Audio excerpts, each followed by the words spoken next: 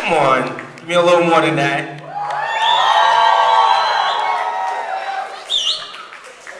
I just want to say thank you so much for allowing me to address you at the Martin Luther King Jr. Educational Campus 2010 graduation.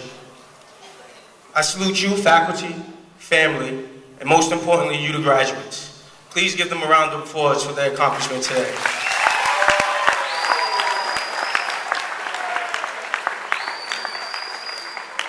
Life is truly about progression.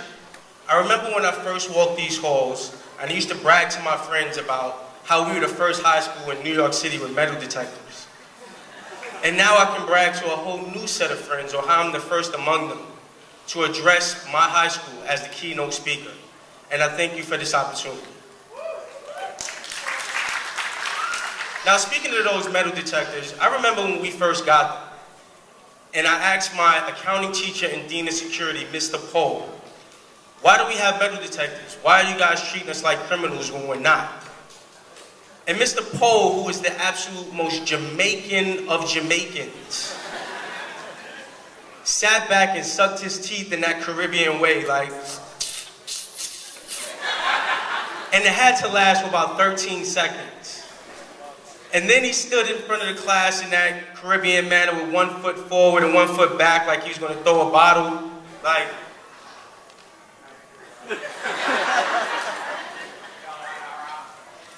And he said, boy, you ever been on a plane before? And I said, no. Then he stood in front of the class and asked the class, has anyone in this class been on a plane before? And only 2 of us, or 2 of the students, raised their hand at the time. And he said, you see, the New York City Department of Education has taught us to teach you about airport security. Now sit down and shut your blood clot, open your book. Now every time I fly, that's my reflection, that's what I remember. As I sit where you graduates are sitting, as I reflect on where you graduates are sitting today, I remember this kid from Queensbridge Housing Projects sitting with us, and he was scared to death. And sitting right next to him was his pregnant girlfriend, who was also graduating on the very same day and from the very same school that you are in today. And to make it worse, she didn't tell her parents, and he didn't tell his parent. Now I say parent because this kid has never met his father. And the whole time during graduation, he was wondering if he left to go away to school, would he be doing the same thing that his dad did to him and his mom, even though he had a full scholarship to go to college. I reflect on this kid because that kid was me. I'm not telling you this for your admiration. I'm telling you this because this is the type of graduate that the Martin Luther King Educational Campus makes. And on this day, the day of your commencement, the day your journey begins, you are to go through life as such. Now there's some of you who don't have to worry about the sort of things that I had to worry about. And there's some of you who had, and far worse. But today is when all of you together are stars. Make no mistake, you're not a star because you're graduating from high school.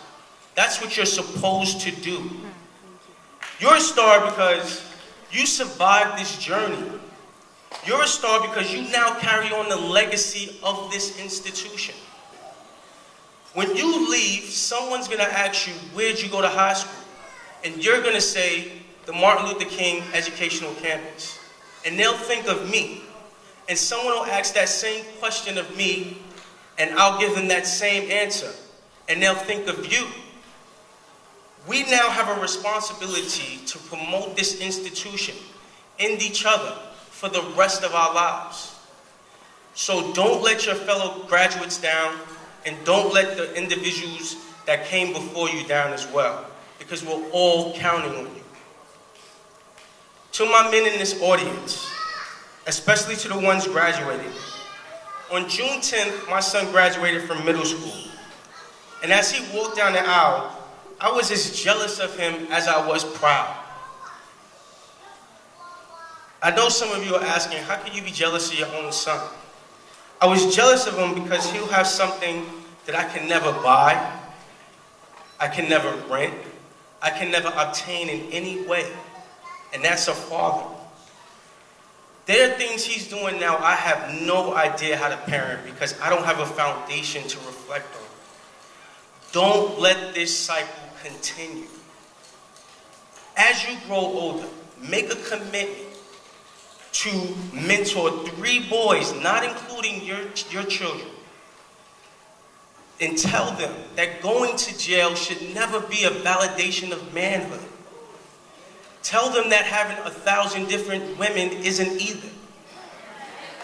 During my son's graduation, the keynote speaker was a young woman from high school. And during her speech, she referenced how someone said how much she looks like her father.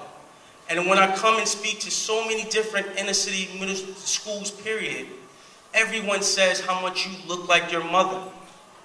Change that going forward.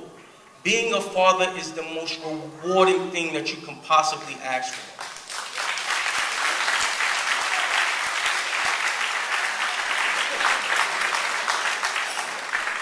To my young women, I leave you with this. Your strength is not your sexuality.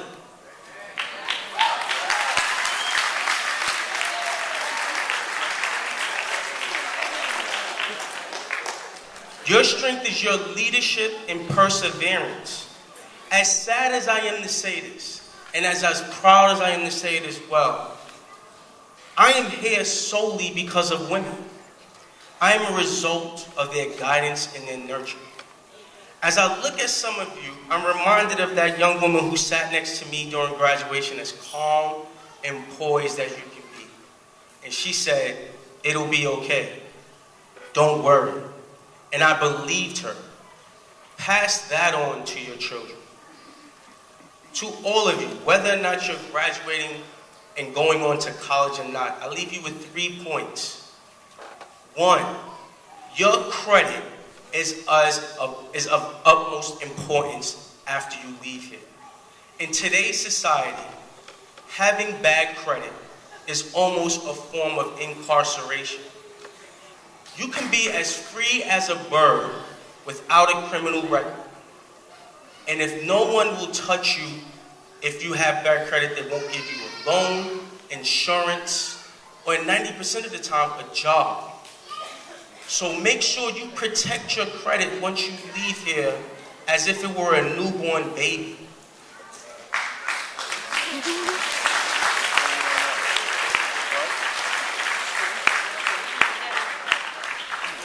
The second one is budget your money.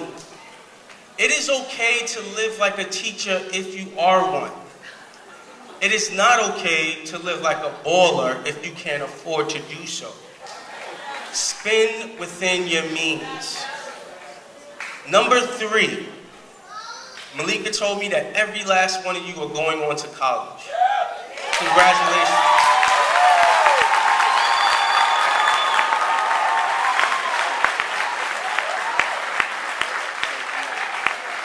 Number 3 is important for everyone, but especially you guys. Protect yourselves. We are losing a generation to sexually transmitted disease. I'm saying this to you because we are adults now. And these are lessons that you are going to have to learn starting when you leave this place. 1 in 4 of our minority women have a sexually transmitted disease. You have to protect yourself. There are no other choices. It's very ironic that I close with this reflection of a dream, especially with the institution that you guys are graduating from.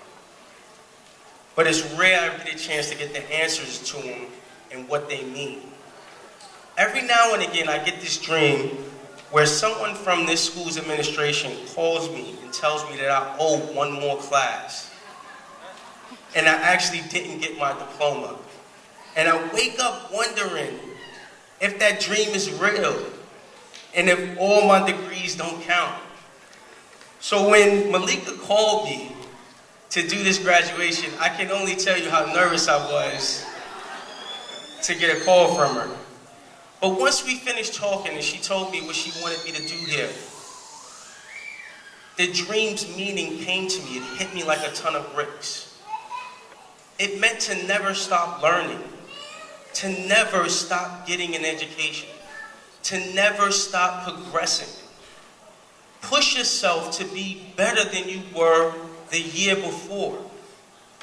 I hope that you implement this message into your own life, so that years from now, when you're standing in front of a graduating class and telling them your story, you can tell them to never stop learning, and that you've never stopped learning, and that Martin Luther King's educational campus never stopped teaching.